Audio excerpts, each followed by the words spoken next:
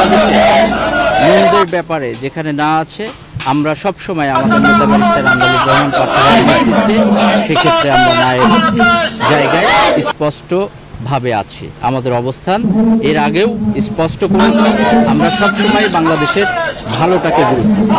আমাদের রাজনৈতিক মতাদর্শ হচ্ছে দেশের কল্যাণে যে বিষয়গুলির সাথে জনগণ সম্পৃক্ত আছে আমরা সেইটার সাথে ভাগ, আর যেখানে জনগণের সম্পৃক্ততা নাই সেখানে আমরা না অবস্থানে আমরা স্পষ্ট করে আমাদের অবস্থান নিশ্চিত করতে। দেখুন, বাংলাদেশ তো আর জনগণের বাইরের অংশ না, তাই না? জনগণকে নিয়েই বাংলাদেশের রাজনীতি, বাংলাদেশের আগামী দিনের পথ চলা। আমরা জনগণ যেটার পক্ষে রায় দিবে আমরা সেটার পক্ষেই কিন্তু অবস্থান নেব। আমরা বিগত দিনেও আমরা আমাদের দলের অবস্থান নিশ্চিত করেছি।